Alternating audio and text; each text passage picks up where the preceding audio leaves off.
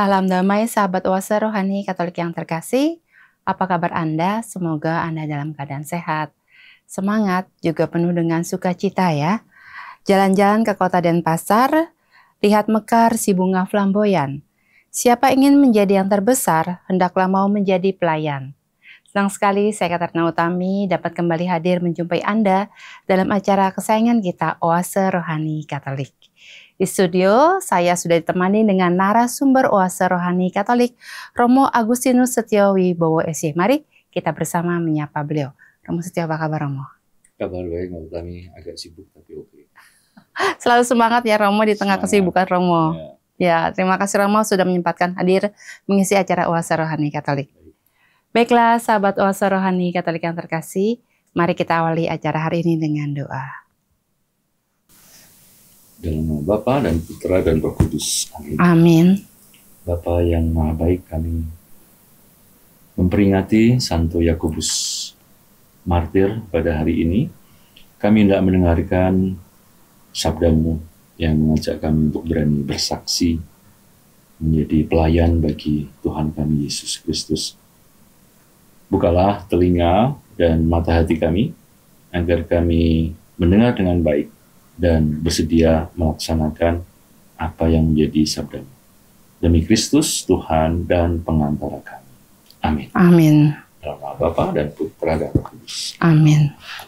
Sahabat Oase Rohani Katolik yang terkasih, bacaan liturgi hari ini bacaan pertama dari surat kedua Rasul Paulus kepada jemaat di Korintus.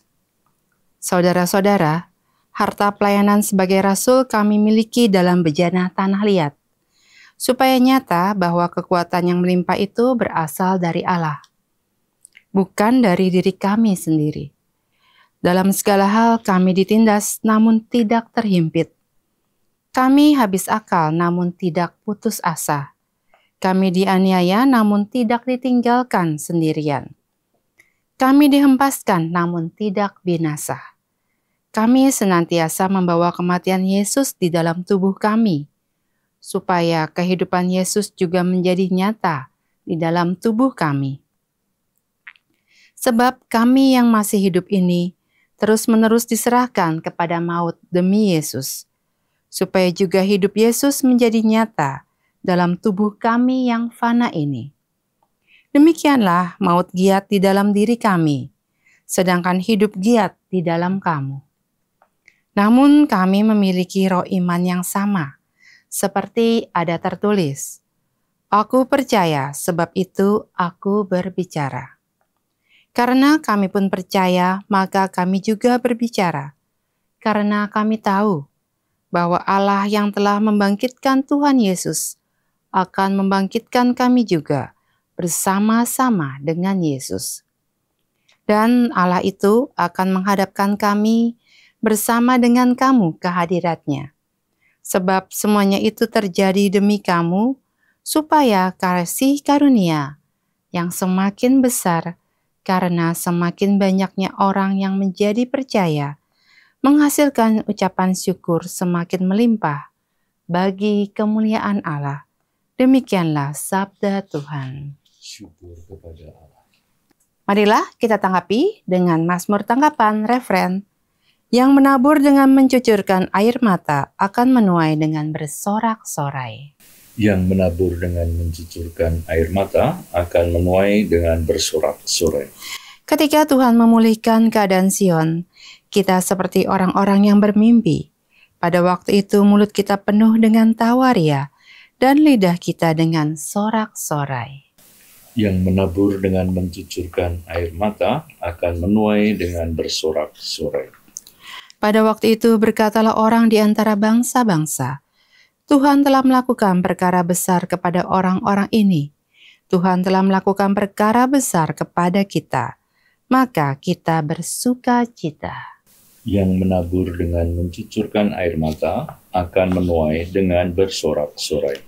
Pulihkanlah keadaan kami ya Tuhan, seperti memulihkan batang air kering di tanah Negeb. Orang-orang yang menabur dengan mencucurkan air mata akan menuai dengan bersorak-sorai. Yang menabur dengan mencucurkan air mata akan menuai dengan bersorak-sorai. Haleluya. Haleluya.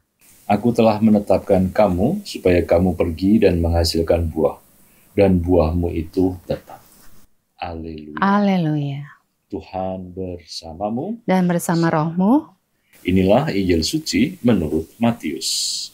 dimuliakanlah Tuhan.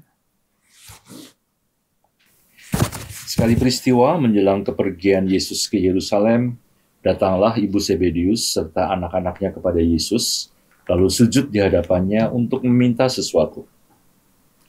Kata Yesus, "Apa yang kau kehendaki?" Jawab ibu itu, "Berilah perintah supaya kedua anakku ini kelak boleh duduk di dalam kerajaanmu, yang seorang di sebelah kananmu dan yang seorang lagi di sebelah kirimu."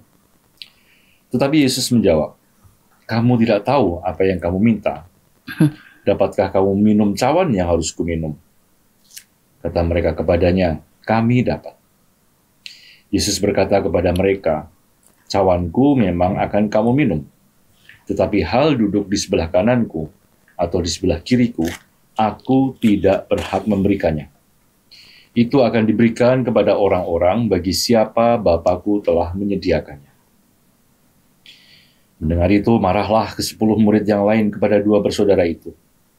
Tetapi Yesus memanggil mereka lalu berkata, "Kamu tahu bahwa pemerintah bangsa-bangsa memerintah rakyatnya dengan tangan besi, dan pembesar-pembesar menjalankan kuasanya dengan keras atas mereka.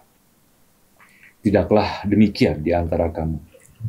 Barang siapa ingin menjadi besar di antara kamu, hendaklah ia menjadi pelayanmu. Dan barang siapa ingin menjadi terkemuka di antara kamu, hendaklah ia menjadi hambamu. Sama seperti Anak Manusia, ia datang bukan untuk dilayani, melainkan untuk melayani, dan untuk memberikan nyawanya menjadi tebusan bagi banyak orang." Demikianlah Injil Tuhan. Terpujilah Kristus. Sahabat Oasa Rohani Katolik yang terkasih, setelah kita mendengarkan bacaan liturgi pada hari ini, mari kita dengarkan permenungan yang akan disampaikan oleh Romo Setio. Silakan Romo. Mbak Utami, Iya. ternyata sekarang ini ya, kalau kita mau berkhotbah, tinggal tanya sama AI, dan semua bisa dijawab katanya. Luar biasa ya Romo ya, jadi kita bisa bertanya lewat Google ya Romo. Betul. Jadi kira-kira apa komentar AI atas bacaan pertama tadi nih Romo? Ya, ini saya kutipkan ya. Iya Jadi, Romo. homili untuk 2 Korintus 4:7-15, ini kata Google ya, menyoroti paradoks pelayanan Kristen, di mana kelemahan manusiawi dipertemukan dengan kuasa ilahi. Ayat-ayat ini menekankan bahwa harta rohani yang berharga, yaitu Injil Kristus, disimpan dalam bejana tanah liat yang rapuh, yaitu tubuh manusia. Meskipun menghadapi berbagai penderitaan dan tantangan, orang percaya tidak putus asa, tetapi tetap berpengharapan karena kuasa Allah yang bekerja dalam diri mereka. Pelayanan mereka, meskipun penuh dengan penderitaan dan bahkan mengarah pada kematian, pada akhirnya menyingkapkan kehidupan Kristus dan membawa kemuliaan bagi Allah. Gitu kira-kira Mbak, kata AI. Tapi itu kedengarannya abstrak banget ya Romo ya. Tadi dikatakan harta rohani yang berharga, yaitu Injil Kristus disimpan dalam bejana tanah liat yang rapuh, yaitu tubuh manusia. Jadi ini Injil Yesus Kristus disimpan dalam tubuh kita ya Romo. Maksudnya apa ya Romo? Ya, AI juga memberi penjelasan ya. Ayat 7, ini kata Google ya, menjelaskan bahwa harta rohani yang berharga, yaitu Injil, disimpan dalam bejana tanah liat yang melambangkan tubuh manusia yang lemah dan rapuh. Ini menunjukkan bahwa kuasa ilahi bekerja melalui kelemahan manusia, bukan karena kekuatan manusia itu sendiri. Jadi maksudnya Tuhan bekerja lewat kelemahan manusia, yaitu tadi disebutkan bejana tanah liat ya Romo.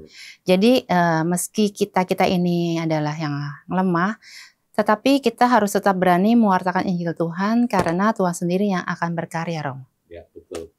Jadi mari kita bayangkan istilah yang dipakai kan bejana ya, bejana atau tempayan atau sebuah wadah dari tanah liat.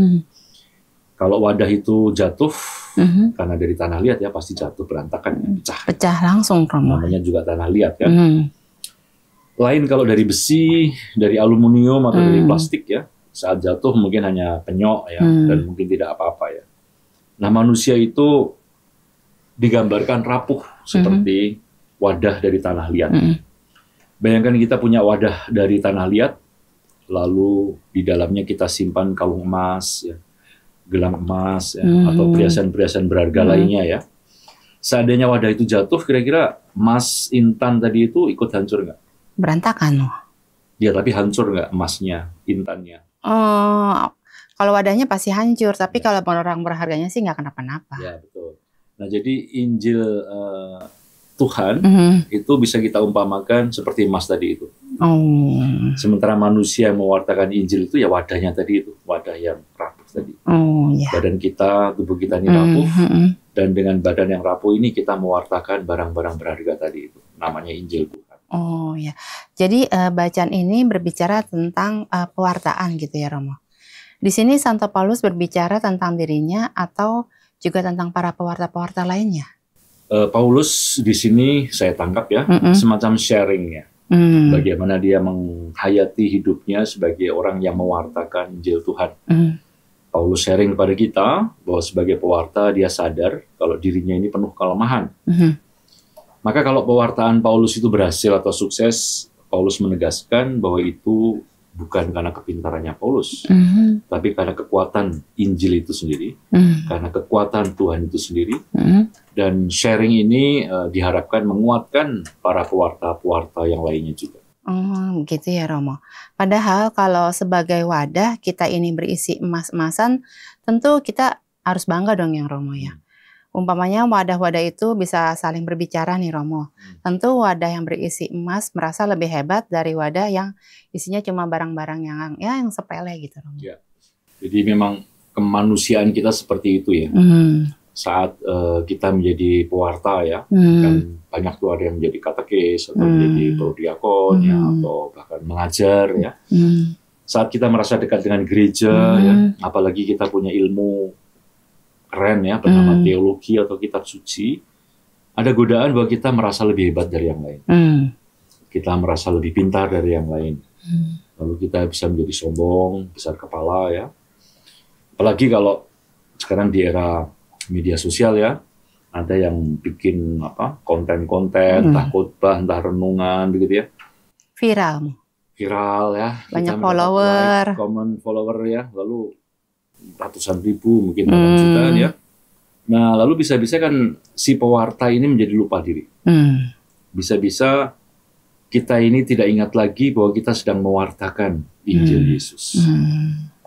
Ya, tapi kan Romo tidak semua pewartaan mendapatkan reaksi positif, Mo. Kadang-kadang kalau ada orang nih mewartakan Injil, yang terjadi malah dia itu dimusuhin, Romo. Saya kira itu yang sebenarnya sedang dibicarakan Paulus di sini ya. Memang Paulus dalam pengajarannya di banyak tempat sukses. Tapi ada episode-episode di mana Paulus justru mengalami hal-hal yang mengerikan. Kita baca ya sharingnya Paulus ya. Dalam segala hal kami ditindas, namun tidak terhimpit. Kami habis akal, tetapi tidak putus asa. Kami dianiaya, namun tidak ditinggalkan sendirian. Kami dihempaskan, namun tidak binasa. Itu kata-kata dari Paulus. Oh iya betul Romo. Saya ingat di salah satu kisah Paulus malahan dilempari batu sampai dikira orang-orang sudah mati, Romo. Ya itu di kisah para rasul ya. Cerita Paulus dibawa keluar kota lalu dilempari batu ya. Nyaris mati, dianggap mati gitu. Tapi ketika orang-orang pergi lalu Paulus bangun dan masuk lagi ke kota. Jadi pewartaan Paulus memang kadang-kadang ditanggapi dengan permusuhan dan aniaya ya, bahkan risiko mati ya. Dan kita tahu Paulus sendiri akhirnya memang menjadi martir ya. Kata martir ya artinya marturein, artinya bersaksi. Jadi orang yang menjadi saksi Tuhan ya. Dia dipenggal kepalanya di Roma ya, karena pewartaan Injil yang dia lakukan. Lalu Romo, apa hubungannya dengan tubuh manusia yang rapuh seperti wadah dari tanah liat itu tadi, Romo? Jadi badan, tubuh kita memang rapuh. Kalau kita dipukul ya, pasti rasanya sakit. Kalau kita ditolak, disuruh pergi begitu, pasti rasanya nggak enak. Kalau sebagai pengikut Yesus kita bekerja jujur, bekerja baik, lalu kita malah disingkirkan oleh orang satu kantor ya. Pasti rasanya orang Jawa bilang nolongso ya. Kalau sebagai politisi misalnya kita bekerja baik, sungguh-sungguh melayani rakyat, tidak korupsi ya, pasti ada saja yang memusuhinya. Mewartakan Injil, menjalankan sesuatu yang baik, itu ada risikonya. Kita ditolak, dimusuhi, bahkan seperti kasus Paulus, dianiaya.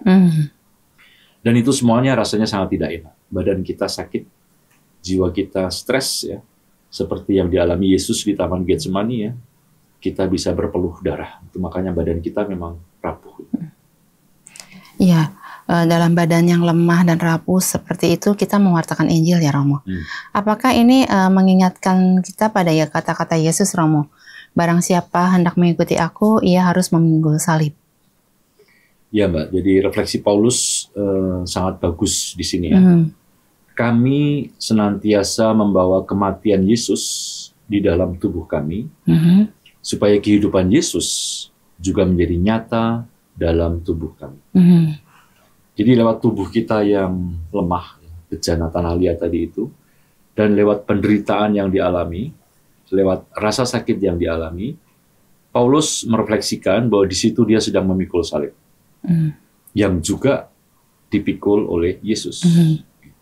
Bahkan dalam kasus ekstrem, kalaupun Paulus diancam kematian, waktu dia dirajam ya, nyaris mati ya, atau waktu dia dihukum mati ya di kota Roma, Paulus menyadari itu sebagai konsekuensi mengikuti Yesus. Dan berkat kesadaran seperti itu ya, jadi ketika badan kita sakit karena kita mewartakan Injil ya, dihayati sebagai ya inilah yang namanya memanggul salib itu seperti ini. Dan lewat tindakan seperti itu, saya mewartakan Yesus ya, Tuhan yang saya ikuti itu. Dan berkat kesadaran itu, lalu Paulus menjadi lebih kuat ya. Dia mengatakan kami ditindas, namun tidak terhimpit. Kami habis akal, tapi tidak putus asa. Kami dianiaya, tapi tidak sendirian. Kami dihempaskan, tapi tidak binasa. Ya, jadi salib Tuhan Yesus itu bekerja lewat badan kita yang lemah ini. Kalau kita misalnya kena apes gitu, kalau kita disingkirkan karena menjalankan perintah Tuhan dan dalam situasi itu kita bertahan, maka di situ sebenarnya Tuhan sedang bekerja lewat kita ya Rom. Betul Mbak, jadi mengikuti Yesus memang ada harganya ya. Kita harus berani menyangkal diri, memikul salib ya. Tentu saja kita tidak mencari-cari penderitaan ya, tidak perlu dicari penderitaan. Penderitaan selalu akan datang. Dan kalau kita setia pada Yesus, harusnya ya, penderitaan itu pun bisa menjadi sarana kita untuk mewartakan Tuhan. Jadi jangan takut ya, bila kita menderita, bila tubuh kita terasa sakit, kita stres ya, tapi nyatanya kita tetap tegak, nyatanya kita masih tetap yakin begitu ya dengan Yesus ya, maka lewat tubuh kita yang lemah itulah hidup Yesus menjadi nyata. Kita sedang mewartakan hidup Yesus. Maksudnya apa itu ya Romo? Jadi kalau misalnya ada orang Katolik yang jujur, yang baik, lempeng, lalu dipersekusi, tapi dia tetap tabah, tetap tenang, maka dia bisa menjadi contoh bagi kita, bisa menjadi contoh bagi banyak orang lain juga ya, bagaimana iman yang benar pada Yesus. Orang itu, meski mungkin menjadi martir ya, artinya menjadi saksi ya, karena prinsip yang dipegang, justru sedang menunjukkan bagaimana hidup Yesus yang sesungguhnya. Mungkin de facto orang itu kalah, de facto orang itu habis. Tapi percayalah, akan ada banyak orang yang terinspirasi oleh tindakannya yang mengikuti jejak Yesus.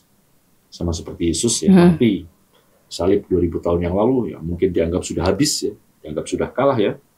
Betul dia mati. Tapi contoh kebenaran hidupnya yang inspiratif itu diikuti oleh banyak orang saat ini. Iya, luar biasa ya Romo kalau kita bisa yang seperti Romo katakan tadi menjadi yang menginspirasi orang lain walaupun dalam tanda kutip tidak di dunia ini tidak terlihat sebagai pemenang ya Romo. Persis. Iya, mungkin sahabat Oase Rohani Katolik yang mendengarkan bisa mendapatkan inspirasi dari Romo Setio. Kita dapat menjadi inspirasi bagi banyak orang. Terima kasih Romo untuk permenungannya di sesi yang pertama ini. Nanti kita lanjutkan di sesi yang kedua. Baiklah, sahabat Oase Rohani Katolik yang terkasih, kita akan lanjutkan di sesi yang kedua. Tetaplah di tempat Anda.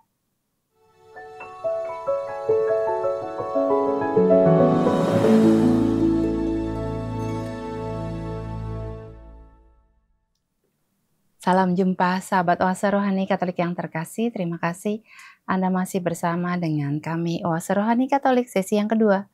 Masih bersama dengan Romo Agustinus Setiawibowo SY dan saya Katerina Utami. Bagi Anda yang ingin mengirimkan saran atau Anda ingin sharing iman, Anda dapat langsung menghubungi alamat email kami orkkaj2021@gmail.com atau langsung ke nomor telepon kami 0881 0251 33438. Sekarang kita lanjutkan permenungan kita di sesi yang kedua ini. Ya Romo, di tadi yang Injil Matius yang kita baca hari ini Romo, itu kisah tentang Yakobus dan Zebedeus yang minta kekuasaan. Nah, ini maksudnya apa ya Romo? Apa seperti pewarta atau pengkhotbah yang sukses lalu lupa diri seperti cerita Romo yang tadi? Bisa jadi ya. Jadi Yakobus dan Zebedeus itu kan kita bayangkan ya sudah meninggalkan semuanya dari Galilea kan mereka dipanggil ya. Dan dia melihat Yesus memang orang yang hebat begitu ya, seperti nabi berkuasa bisa melakukan ini itu begitu ya. Sehingga kemungkinan mulai ada pikiran-pikiran macam-macam begitu ya.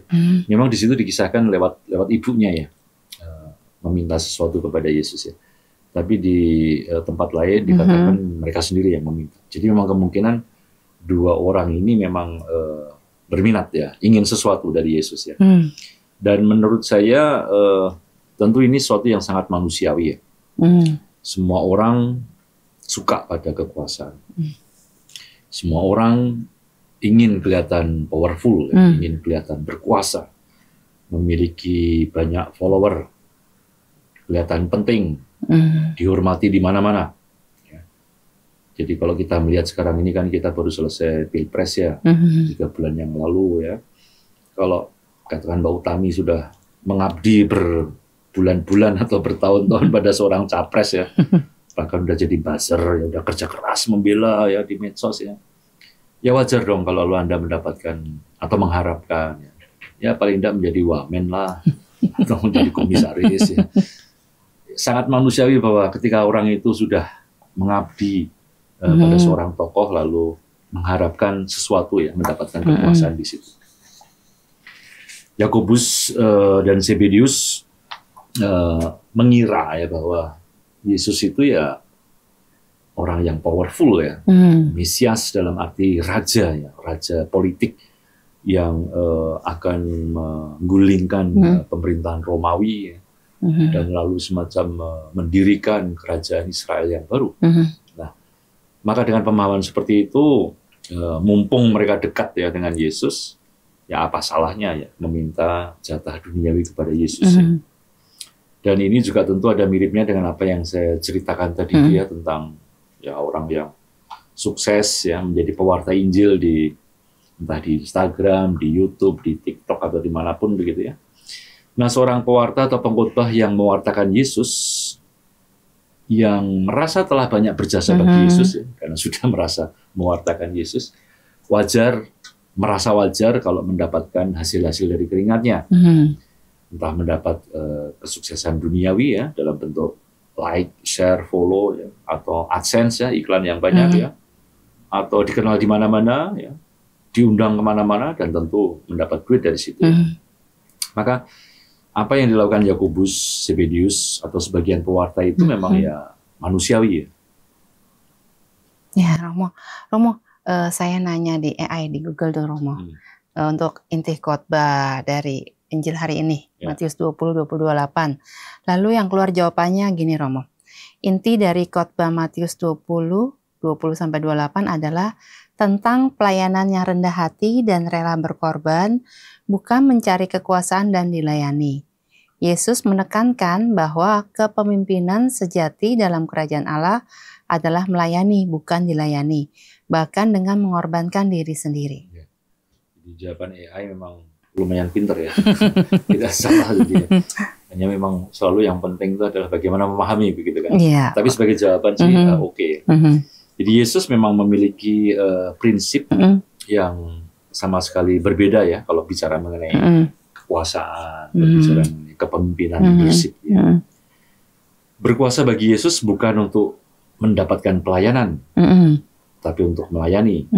Kan kalau kenapa orang-orang itu suka menjadi bos, menjadi komandan, kenapa? Ya karena dilayani semuanya. Karena beda ya Romo ya. Mau datang aja pintu udah dibukain gitu. Turun dari mobil juga udah. Udah bukain, ada orang siap bawakan tas. Gitu. Jadi ya kebanyakan orang berpikir begitu kan, berkuasa itu artinya dilayani. Nah Yesus menolak itu ya. Bagi dia justru berkuasa itu untuk melayani. Berkuasa dikatakan dengan tegas di situ ya, bukan menjalankan pemerintahan dengan tangan besi dan kekerasan. Kalau Anda berkuasa kan, misalnya Anda tidak suka gitu ya, oh orang tuh ngeritik-ngeritik, udah kirim tentara gitu kan, kirim polisi. Udah orang ngomongnya nggak bener ya, tahu-tahu diancam gitu ya. Nah, ya itu dalam logika manusia, orang itu menjalankan kekuasaan dengan tangan besi dan dengan kekerasan. Dia punya hak legitimate untuk menggunakan kekerasan. Itulah inti dari kekuasaan. Nah, Yesus tidak seperti itu ya. Dia balik semuanya, kata Yesus, siapa hendak berkuasa, dia harus melayani, siapa hendak terkemuka, justru harus menjadi hamba. Iya Romo, kita sebagai umat tentu paham, karena kita sering sekali mendengar itu ya Romo, kita mesti melayani. Tapi Romo, kalau kita mendengarkan kampanye Pilpres atau Pilkada, kok kata-kata Yesus itu rasa-rasanya menjadi basi ya Romo. Para pejabat itu saat berkampanye kan retorikanya selalu sama Romo. Kami ini pelayan masyarakat, kami ini petugas rakyat, kami akan mengorbankan jiwa raga kami demi rakyat. Bahkan di depan markasnya atau di kantor-kantor mereka, tentara atau polisi, tertulis besar-besar, melayani. Tapi rasanya kok basa-basi aja ya Romo. Dengan pengamatan Mbak Utami saya kira betul ya. Saya hari-hari ini sedang membaca buku yang lebih banyak dibicarakan ya. Tulisan Robert Greene berjudul 48 Laws of Power, 48 hukum kekuasaan. Di satu titik si pengarang ini, Robert Greene, mengatakan apa yang persis Mbak Utami katakan. Dia menulis begini, orang-orang yang mengatakan bahwa dia tidak berkepentingan dengan kekuasaan, artinya ketika kampanye Pilpres ya, saya nanti akan menjadi petugas rakyat, saya akan melaksanakan kehendak rakyat ya, saya akan melayani. Itu kan seolah-olah tidak berkepentingan dengan kekuasaan ya, karena kan pengennya melayani. Nah kata Robert Greene, orang-orang yang mengatakan seperti itu justru biasanya adalah pemain-pemain paling licik dalam soal kekuasaan. Orang-orang itu tahu bahwa topeng bernama kepolosan dan kenaifan adalah senjata paling ampuh mendapatkan kekuasaan. Ya, jadi kalau menakutkan itu ya Romo. Anda bicara mengenai pelayanan, kami akan melaksanakan kehendak rakyat, itu kan kayak naif banget gitu, kayak goblok banget begitu ya. Tapi justru kenaifan dan kegoblokan itulah yang dimainkan sebagai topeng. Pakai topeng dia. Mbak Utami amati tuh anak-anak kecil tuh. Jangan dipikir anak-anak kecil tuh bodoh. Anak-anak itu tahu bahwa mereka tuh dianggap naif dan polos. Dan justru dengan kepolosan itu mereka memiliki senjata ampuh untuk menyetir orang tua atau orang dewasa di sekitar. Jadi anak-anak itu tahu bahwa mereka tuh dianggap inosen, mereka tuh dianggap bodoh gitu ya. Itu yang lalu mereka pakai supaya mereka mendapatkan apapun yang mereka inginkan dari orang tua atau orang dewasa sekitar. Iya benar Romo. Betul juga ya Romo. Jadi semua yang dikatakan politisi bahwa katanya mereka mau melayani rakyat, itu memang benar-benar basa-basi ya. Kelihatannya naif dan polos seperti anak kecil tadi ya Romo. Tapi ya tetap saja Romo, hal itu jadi efektif menipu kita semua. Buktinya kita-kita malah percaya tuh sama mereka. Lalu memilih mereka jadi penguasa. Betul juga ya, meski taktik itu basi, tapi toh mereka lalu kita percaya dan akhirnya mereka menang. Padahal kalau sudah menang ya balik lagi, mereka korupsi lagi Romo. Jadi begitulah ya. Memang dalam politik ya, Robert Greene ini memang mendeskripsikan dengan apa adanya taktik-taktik orang bagaimana mendapatkan kekuasaan. Ya, misalnya, kan kita sering berbicara mengenai kerendahan hati, ya, kita mesti menjadi pelayan gitu ya. Nah Robert Greene bilang, kalau kamu menjadi penguasa, aturan nomor 1, do not outshine your master. Jangan lebih pintar daripada tuanmu. Sering-seringlah menjilat, sering-seringlah rendah hati, sering-seringlah mengatakan bahwa semuanya ini adalah ide, pikiran, perkataan dari bosmu. Kalau Anda pintar menjilat, maka Anda akan mendapatkan akses untuk kekuasaan. Jadi memang kerendahan hati yang bagi kita sebuah keutamaan. Tapi dari kacamata politik, ditafsirkan Robert Greene sebagai, ya itu adalah cara untuk berkuasa. Carmuk itu namanya, Mo. Persis ya, tapi itulah cara untuk berkuasa. Jadi mari kita hentikan omongan politik dan kembali ke Yesus ya. Lalu di bacaan Injil, apakah Yesus sedang basa-basi? Apa Yesus sedang mengatakan sesuatu yang basi? Apakah Yesus ngakalin kita? Enggak dong, Romo. Kalau Yesus mah pasti bicara sesuatu yang benar. Sepakat. Jadi kira-kira bagaimana kita tahu bahwa Yesus mengatakan sesuatu yang benar dan bukan sesuatu yang basi? Yesus kan membuktikan lewat tindakan yang konkret, Romo. Bahkan Yesus rela mati di kayu salib demi membebaskan kita. Betul sekali. Jadi itu bedanya Yesus dengan manusia yang mengejar kekuasaan dan retorika, ya, mau melayani, ya, mau menjadi petugas rakyat.